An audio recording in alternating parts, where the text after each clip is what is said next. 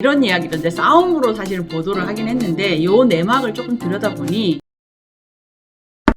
안녕하세요 여러분, 오늘은 해외 기업들 주주총회 이야기를 좀 들려드릴까 해요. 우리는 3월 말에 주주총회가 끝났잖아요. 근데 해외 기업은 지금 5월 6월 이때가 지금 한참 주주총회 시즌인데 ESG와 관련된 주주 제안들에 대한 찬성률이 계속 높아지고 있고 다양한 이변들이 나오고 있다고 해서 그 내용을 조금 말씀드릴게요. 모닝스타에서는 이게 거의 기록적인 수준의 ESG 제안에 대한 지지가 벌어지고 있고 상당히 중대한 변화의 조짐이 있다, 이런 얘기를 했는데 가장 극적인 기업이 미국의 화학 기업이죠. 듀폰입니다. 이 듀폰에서 만들어내는 제품 중에 하나가 플라스틱 펠렛이라는 건데요. 이게 해양 플라스틱 오염의 두 번째로 상당히 중요한 원인 중에 하나래요. 그래서 이거가 얼만큼 유출이 되고 있는지에 대한 보고를 하라라는 그런 결의안인데 2019년도에는 7%밖에 지지를 받지 못했습니다. 그런데 올해는 같은 결의안에 대해서 81%나 지지를 받았어요. 그래서 회사 경영진들은 투표하는 거를 반대를 했는데 투자자들은 완전히 엄청난 찬성을 한 거죠. 뿐만 아니라 직장 내 다이버시티, 다양성에 대해서도 공개하라 라고 하는 결의안이 84%의 지지를 받았고요. 이게 모닝스타가 여기에 대해서 분석을 하기를 이 블랙록, 뱅가드, SSGA, 스테이트 스트리트 글로벌 어드바이저, 이 SSGA 이 3대 자산운용사가 듀폰 주식의 27%를 소유하고 있대요. 그래서 아마 이 세 곳의 자산운용사들이 두 가지 사안 모두를 지지했을 가능성이 높다라고 이야기를 했는데 이 블랙록, 뱅가드, SSG 이 3대 자산운용사가 미국에서만 그 뮤추얼 펀드로 40%의 자금을 운용을 하고 있다고 합니다. 그러면서 이들이 예전에는 ESG에 대한 프락시 보팅, 그 위임 투표, 대리 투표라고 하죠. 예전에는 케이스 바이 케이스로 ESG에 대한 사안을 접근을 했다면 어떤 거는 찬성하고 어떤 건 반대하고 이랬다면 최근에는 ESG에 대해서 지속적으로 입장을 발표하고 자기들이 어떤 거를 중점을 두는지에 대한 것들을 계속 표명을 하기 시작했어요. 그래서 작년에 블랙락에서는 ESG 대리 투표에 대한 자기들의 입장을 자기는 다양성과 기후 행동을 지지하는 투표를 더 많이 찬성하고 지지할 거다라고 얘기를 했고 지난 4월 초에 뱅가드에서도 2021년 프락시 보팅에 대한 자기들의 가이드라인을 발표를 하면서 기후 관련한 공개 그리고 인력 다양성에 대한 공개 이거에 대한 거를 찬성하겠다라고 이야기를 하고 거의 이제 작년 12월에 뱅가드에서는 직장 내 다양성에 관련된 거를 강조했어요. 그러니까 이런 것들이 계속 기업들의 주주 제안에 대한 흐름을 조금 많이 좌우하고 있다라는 거죠. 작년에 P&G에서 공급망, P&G는 글로벌 소비재 기업이니까 전 세계 개발도상국에 공급망이 퍼져 있는데 이 공급망의 산림벌채 문제가 아주 심각해지니까 이거를 방지하기 위해서 강력한 노력을 촉구하는 주주 제안 결의안이 찬성이 된다든지 오라클에서도 마찬가지로 인종 및 성별 임금 격차를 공개하라라는 이런 투표 결과를 낳는다든지 이런 현상들이 이제 계속되고 있다라는 겁니다. 그래서 모닝스타가 1월부터 그 최근까지 이제 ESG 결의안에 대한 주주 찬성률을 봤더니 이게 평균 44% 정도래요. 그 전해에 비해서 한 12% 정도 증가한 수치라는 거죠. 그래서 모닝스타가 설명하기를 일반적으로 ESG 결의안은 그러니까 이사회로부터 against 반대 투표 공고를 많이 받았는데 최근에는 IBM이나 GE 여러 가지 투표 결과 찬성, for 찬성 투표를 던지도록 많이 공고를 한다라는 겁니다. 그러면서 이거는 대리 투표에서 상당히 보기 드문 현상이고 이런 조류가 좀 변하고 있는 흐름을 보여준다라고 이야기를 하고 있습니다. 얼마 전에 몇몇 언론에서도 나오긴 했는데요. 워런 버핏이 있는 버크셔 해서웨이하고 이 블랙록하고 많이 뭐 싸움이 벌어졌다 이런 이야기를 이제 싸움으로 사실 보도를 하긴 했는데 요 내막을 조금 들여다보니 5월 1일에 주주총회가 열렸는데 워런 버핏을 제외한 57%의 주주들이 버크셔 해서웨이 사업 모델이 로우 카본 이코노미죠. 저탄소 경제하고 어떻게 호환될지에 대해서 설명해야 된다라는데 동의를 했어요. 찬성을 했어요. ESG 제안에 대해서 찬성 비율이 57%는 상당히 높죠. 그리고 55%는 버크셔 해서웨이가 36 6만 명의 인력에 대한 다양성, 포용성, 이걸 어떻게 관리하는지에 대한 주주들의 설명을 해야 된다라는 거에 대해서 55%가 동의를 했어요. 이것도 비율이 높아요. 그래서 블랙락은 버크셔 해서웨이의 그 기존 이사 2명에 대한 재선임에 반대안을 했는데, 왜 이유가 뭐냐면 이 회사의 거버넌스 관행이나 기후행동에 대한 공개 이런 것들이 상당히 부족하고 이런 지점이 우려스럽다라고 이야기를 했습니다. 근데 버핏은 이 주주 제안을 완전히 부결시키고 이사진도 다 전원 유임을 시켰어요. 말하자면 반대의 어떤 주주 제안들의 의견을 무시를 한 거죠. 왜냐하면 의결권을 버핏이 다 3분의 1 정도를 장악을 하고 있고 이렇기 때문에. 그런데 이 버핏은 이제 해외 언론들에 나온 거에 따르면 돈 한 푼 넣지 않은 기관 투자자들이 왜 회사 운영이 감나라 배나라 하냐라고 상당한 불만을 제기를 했다라고 해요. 그러면서 우리 회사는 공개하지 않아도 잘 되고 있고 괜히 공개했다가